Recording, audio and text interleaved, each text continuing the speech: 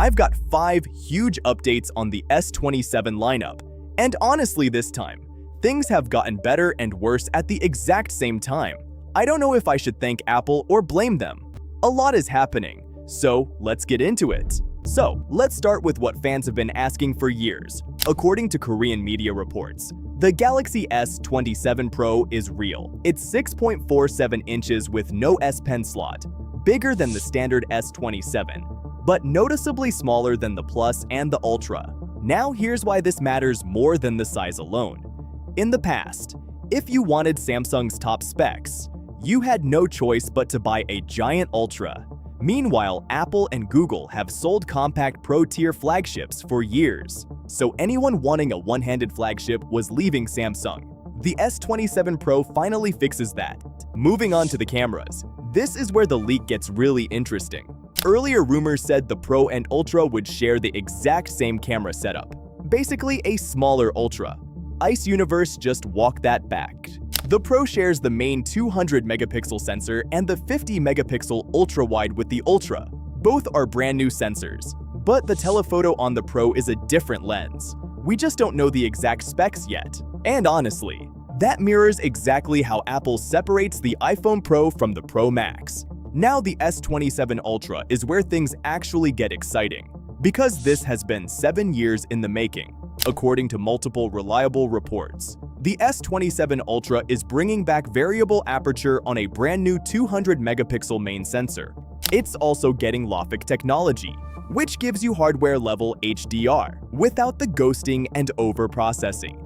In plain terms, better low-light performance, real depth of field control, proper bokeh instead of the fake software stuff, and way cleaner highlights in video. Now here's the ironic part. Samsung already had variable aperture back on the Galaxy S9 and the S10 series. They were the first to put it on a major flagship, and then they killed it to chase the 200-megapixel resolution race. Surprisingly, the iPhone 18 Pro is also launching with variable aperture this September, so Samsung's own tech is finally coming home, years late, and only because Apple put it on the roadmap first. Now here's where the lineup goes the other direction completely. Samsung is splitting the chips just like Apple does. And honestly, the Pro chip is the upgrade Samsung needed. Last year's Snapdragon 8 Elite Gen 5 was already head-to-head with Apple's A19 Pro. So this is how Samsung keeps its performance lead. On paper, that's a clean win for the Pro and Ultra. But here's the real shocker. The Snapdragon 8 Elite Gen 6 Pro costs over $300 per unit, which is genuinely insane. That's the most expensive mobile chip Qualcomm has ever made. Apple makes its own A-series chips, so they're insulated from this cost spiral. Samsung doesn't get that luxury, so Samsung either eats the cost or they pass it to you.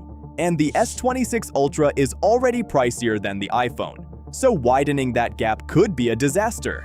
Which leaves option 3, cut costs somewhere else. And that's exactly what's starting to leak. And it's not great news for the S27 and the Plus. According to a Korean report, Samsung is bringing BOE in as a panel supplier for the S27 and the S27 Plus. And honestly, this is where we might have to blame Apple.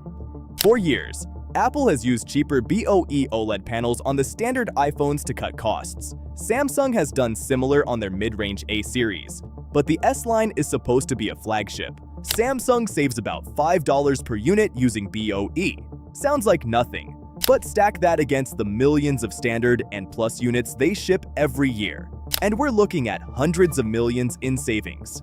But here's the catch. You're being charged flagship money for a phone that's quietly turning into a mid-range device with a flagship sticker on it.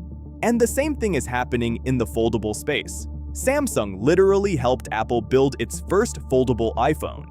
And that iPhone Fold is about to beat the Z Fold 8 in a way nobody expected. Click right here to watch the full breakdown. This is Techtics, and I will see you there.